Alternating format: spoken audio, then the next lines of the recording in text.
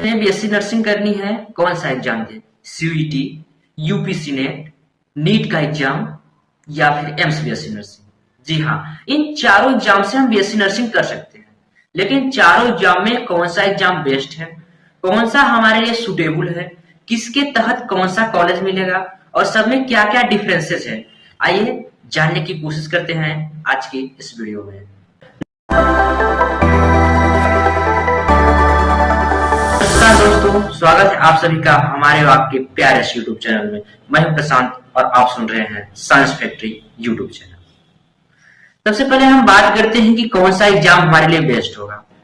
देखिए, आप UP senate का एग्जाम देकर भी उत्तर प्रदेश में, अगर आप उत्तर प्रदेश के निवासी हैं यूपी के, तो आप यूपी सीनेट का एग्जाम देकर भी अटल बिहारी वाजपेयी यूनिवर्सिटी के अंतर्गत बीएससी नर्सिंग कर सकते हैं। डायरेक्टली एक एम्स का पेपर होता है, एम्स बीएससी नर्सिंग करके, जो थोड़ा काफी टफेस्ट होता है। हालांकि हम कहें तो नीट से भी टफेस्ट ही माना जाता है उसको, क्योंकि उसमें डायरेक्ट एम्स की कॉलेज आपको मिलती है। अच्छा, यूपी सीनेट के अंतर्गत आपको प्राइवेट कॉलेज भी मिलता है, गवर्नमेंट कॉलेज भी मिलता है। अभी सबका हम कंपेरिजन करेंगे अलग अलग, बट अभी जनरल बता रहे हैं, ठीक है। अब बात करते हैं हम नीट की। नीट का एग्जाम अगर हम देते हैं, अगर हमारा नंबर अप्रोक्स 450 से 400 से 450 तक जाता है ओबीसी के लिए जनरली, तो आप वहां से भी आप गवर्नमेंट सीट पा सकते हैं बीएससी नर्सिंग का।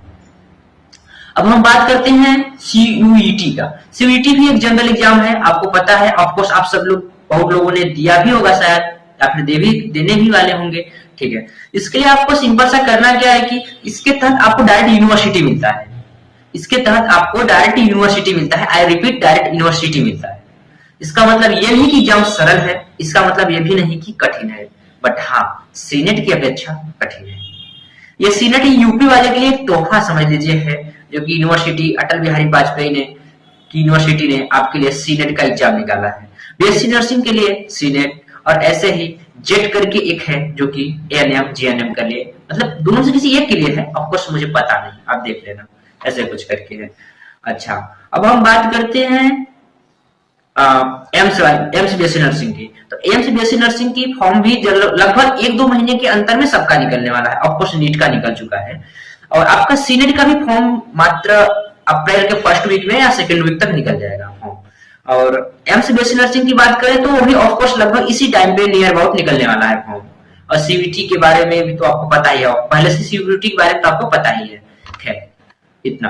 अब आप कहेंगे कि आसान कौन सा है? देखिए भाई, आपके अकॉर्डिंग है। अगर आपको हिंदी, अंग्रेजी, सॉरी, आपको chemistry, physics, zoology, botany, medical aptitude, इन सब के बारे में आपको जानकारी है थोड़ा लो लेवल में ही, तो आपके लिए बेस्ट होगा यूपी सीनेट।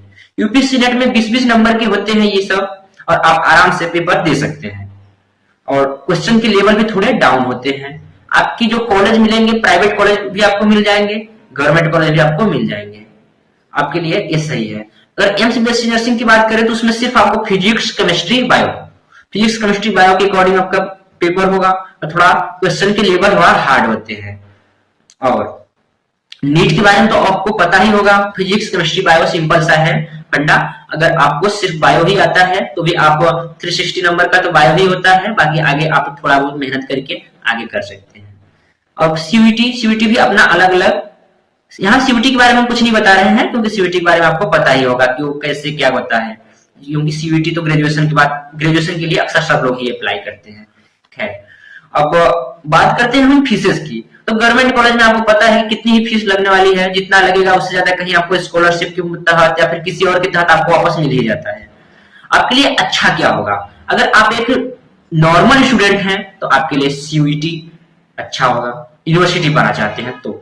और आपको अगर एकदम मतलब लूज कैटेगरी के स्टूडेंट हैं आप तो आपको सबसे अच्छा होगा यूपी सीनेट। यूपी सीनेट का फॉर्म आपको अप्रैल के सेकेंड वीक तक निकलेगा, जिसको आप यूपी सीनेट का फॉर्म अगर आप भरते हैं तो उसमें सिंपल सा आपको 20-20 नंबर का सब करना होगा। मेडिकल एप्टीट्यूड जो कि नॉर्मल क्वेश्चन होते हैं, आप सॉल्व कर लोगे।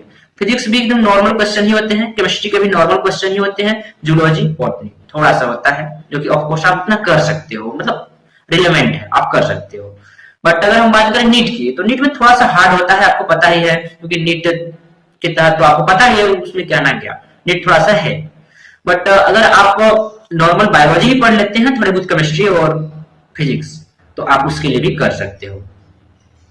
बट आपके लिए अगर बात करें सबसे अच्छा, सबसे सुटेबल, तो आपको फर्स्ट प्रायोरिटी आपको जाता है यूपीसी नेट को, क्योंकि यहाँ पे अगर आपको प्राइवेट कॉलेज भी मिलते हैं, आप क्वालिफिकेशन मार्क्स ला देते हो, आपको प्राइवेट कॉलेज भी मिलते हैं, तो भी आपका 5 लाख में लगभग कंप्लीट हो जाता है। वैसे 72,000 इसका यूनिवर्सिटी के कॉलेज ट्यूशन फीस है, बाकी आपको हॉस्टल, बुक, लाइब्रेरी ऐसे करके प्राइवेट कॉलेज से भी हो जाता है। जितना कि आप डायरेक्ट जीएनएम में लगाते हो उतने में ही आपको बीएससी नर्सिंग भी हो जाएगा यूपीसी नेट से।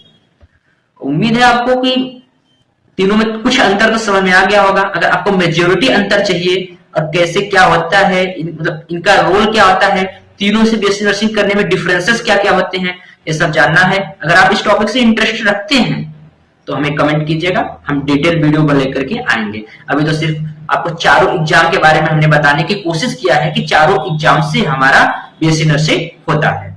नमस्कार, तब मिलते हैं आपसे किसी नेक्स्ट वीडियो में। तब तक के लिए नमस्कार, सत श्री अकाल, जय।